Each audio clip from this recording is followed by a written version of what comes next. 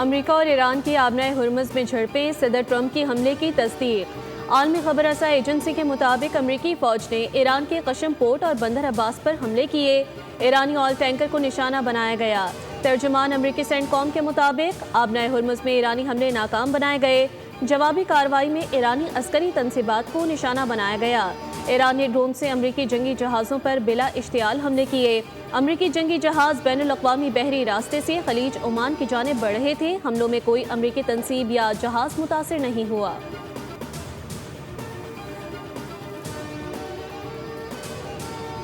ایران نے خلیج فارس سے ایک اور آئل ٹینکر تحویل میں لے لیا۔ اوشین کوائے نامی ٹینکر ایرانی تیل کی برآمدات میں رکاوٹ ڈال رہا تھا۔ متعدد وارننگز کو نظر انداز کیا گیا۔ پاسداران انقلاب نے ٹینکر پر ایرانی پرچم لہرا دیا۔ ایرانی میڈیا کے مطابق 2 آئل ٹینکرز امریکی ناکہ بندی توڑ کر ایران پہنچ گئے ہیں، ایران کے جنوبی ساحل کی جانب منتقل کر دیا گیا۔ ایران کا امریکہ پر جنگ بندی معاہدہ توڑنے کا الزام، تہران میں فضائی دفاعی نظام فعال ہو گیا۔ ترجمان خاتم الانبیاء ہیڈ کوارٹرز کے مطابق امریکہ نے خمیر، سرک اور قشم جزیرے کے ساحلوں پر خطے کے کچھ ممالک کے تعاون سے شہری علاقوں پر فضائی حملے کیے ہیں۔ امریکہ نے 2 ایرانی بحری جہازوں کو نشانہ بنایا۔ ترجمان نے دعویٰ کیا ایرانی فوج نے فوری جوابی کارروائی میں آبنائے ہرمز کے مشرق اور چابہار بندرگاہ کے جنوب میں امریکی فوجی جہازوں پر حملہ کیا، جس سے انہیں کافی نقصان پہنچا۔ امریکہ اور خطے میں امریکی اتحادیوں کو خبردار کیا کہ ایران کسی بھی جارحیت کا بغیر کسی ہچکچاہٹ کے بھرپور جواب دے گا۔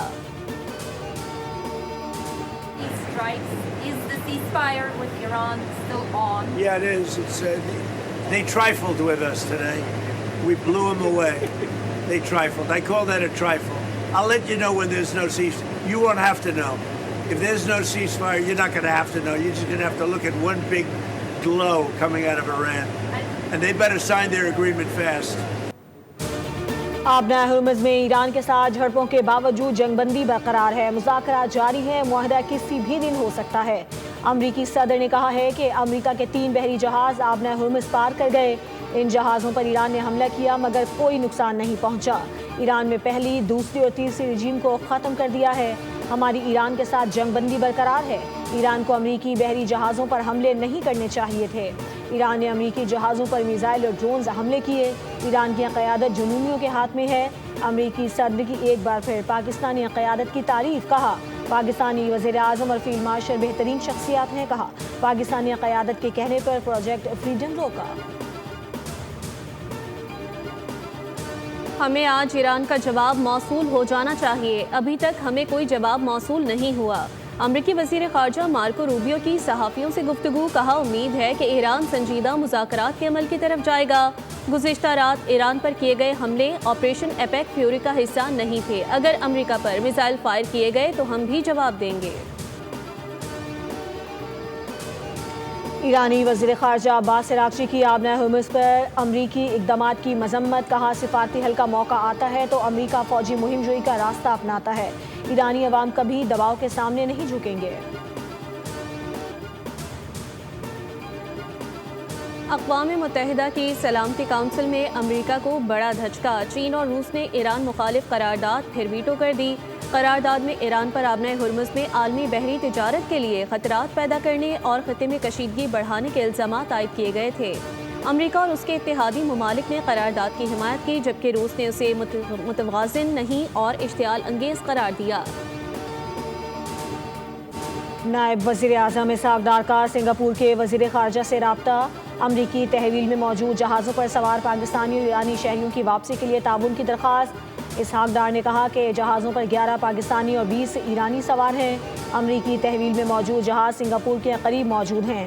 اسحاق ڈار کا ایرانی وزیر خارجہ عباس عراقچی سے بھی رابطہ، معاملے پر قریبی رابطے جاری رکھنے پر اتفاق۔ اسحاق ڈار نے کہا کہ پاکستان ایرانی شہریوں کی محفوظ واپسی میں ہر ممکن سہولت فراہم کرے گا۔ امریکی کانگریس میں پاکستان کے حق میں بڑی قرارداد، ایران جنگ میں ثالثی پر تعریفی قرارداد پیش کی گئی۔ قرارداد ڈیموکریٹک رکن کانگریس ایل گرین نے ایوان نمائندگان میں پیش کی۔ پاکستان امن بات چیت کے لیے محفوظ اور قابل اعتماد مقام فراہم کر رہا ہے۔ قرارداد کے متن میں کہا گیا کہ تباہ کن جنگ کے دوران پاکستان کا کردار کلیدی رہا۔ پاکستان نے نقصان روکنے کے لیے بہترین سہولت کاری فراہم کی۔ پاکستان نے سفارتی وفود کی میزبانی کے لیے شہروں کی بندش جیسی مشکلات برداشت کی۔ متحدہ عرب امارات سمیت کسی بھی ملک سے کسی بھی ملک یا فرقے کی مخصوص ملک بدری نہیں کی جا رہی۔ وزارت داخلہ کا برادر اسلامی ملک متحدہ عرب امارات سے پاکستانی شہریوں کی ڈیپورٹیشن کے بارے میں قیاس آرائی پر مبنی خبروں کا نوٹس کہا۔ سوشل میڈیا پوسٹ پر پھیلائی جانے والی جعلی خبریں بدنیتی پر مبنی ہیں اور من گھڑت مقاصد کے لیے بنائی گئی ہیں۔ بھی خاک میں ملا اور انہوں نے جو ایک بیانیہ بنایا ہوا تھا وہ ریزہ ہو گیا جب یہ ایف-ایل جو ہیں وہ پاکستانی ایئر فورس نے گرائے۔ ہماری ایئر فورس، ہمارا ایئر ڈیفنس سسٹم، میں سمجھتا ہوں کہ اس نے پوری دنیا میں اپنا ایک مقام بنایا ہے اور لوگ آج اس کی تعریف اور تعظیم کر رہے ہیں۔